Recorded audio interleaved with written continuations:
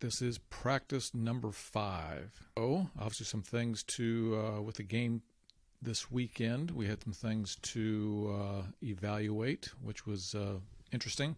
So it's part 1 of the practice, and I may break this up at different times of the practice, but number 1, I was surprised the kids did a good job of trying to set up the read and react drill for the pregame.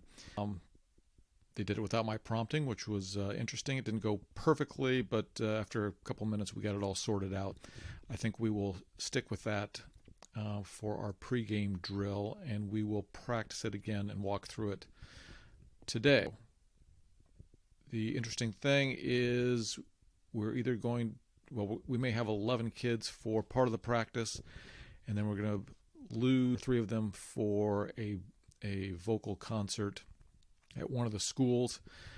Some said they might show up for a couple minutes. We could walk through some things. So if those guys show up, we'll do more of walk-through things for the first 15 to 20 minutes until they have to go to their concert, which I think is in the same building that we practice.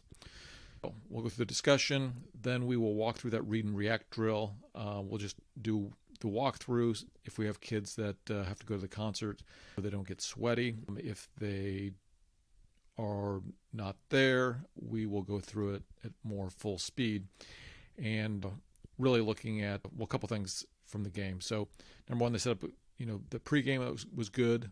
The team we played got in our passing lanes, and we did not do a great job of back cutting. So in this read and react drill, part of it is, doing back cuts, and I really want to emphasize that tonight with a couple of the drills that we're going to do. Just emphasizing the need to back cut if someone's covering us, covering you, past that 3-point line, or what I call the read line. So that's number 1. Other things, we broke down during the game, finding our man on defense really in the first half. Then people were, guarding way past the 3-point line. That we corrected that pretty well in the second half, and I think we only allowed 6 points the second half. And then the last thing is rebounding toughness. They had team we played had really one kid, but maybe a couple kids that just were relentless after that ball. And of course, the refs aren't going to bail you out with foul calls all the time. So it got pretty ugly in that second half with us not getting as many rebounds as we should. So is going to be the main point. So we'll do that read and react drill. We need to walk through all the out of bounds. So if the kids that need to go to their band concert are still there, we can walk through the baseline out of bounds, the sideline out of bounds. They shouldn't get too sweaty there. And then once they are gone, we'll go into some more of the drills. So one thing I want to do tonight to encourage people to shoot quickly is, I call it a quick reactions drill that I used to do last year. And it's a series of 3 drills, very similar. And depending, if we have, I would say, if we have over 7 kids, we'll probably split up into 2 hoops. But it's really just this guy's got his back to the ball. You just pass to one of the guys, and they quickly get the ball up. If you shot the ball, then you're on defense, and you just keep walking through there, getting them as many shots as possible, hopefully training them to get the ball up and shoot early. We did miss quite a few layups at our game on Sunday. Had we done a higher percentage on layups, I think we would have won by 6 to 8 points. So then this goes into another drill, very similar, but it allows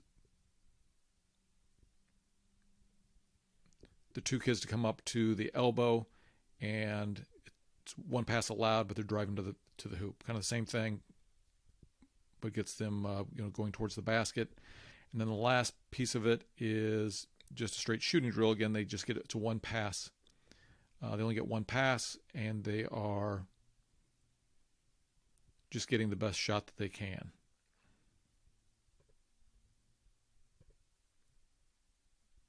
There you go. So it's a quick drill. I call it the quick decisions drill. So that is one. Then it's like YouTube knew what I was thinking about today. I was thinking about some sort of drill that would get them thinking about, what happens when the ball goes in the hoop by the opposing team, or there's a quick rebound. definitely a couple of the kids, the new kids, were confused about where they should be on the court as they went down and moved into their 5-out spots. So this drill should open YouTube, and it is. Let's go take a look real quick.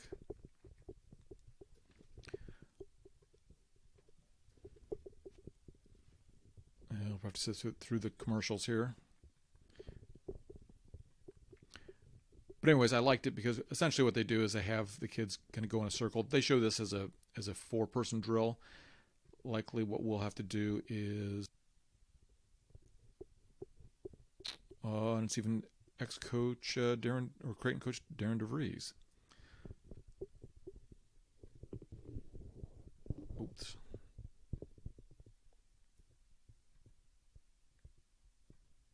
Essentially just make the guys go in a circle.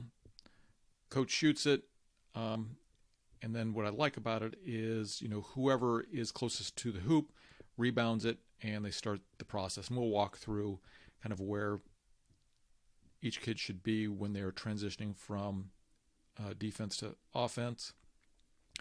And then I'll likely just give them a scenario where they need to come down. They won't do exactly like this, but probably, get into their offense, pass 3 times with their cuts, and then they can hit a cutter for a hoop. And then, depending on how we organize it, if we only have 7 kids, maybe we'll have 2 of the kids with balls, allowing, you can see it in the drill.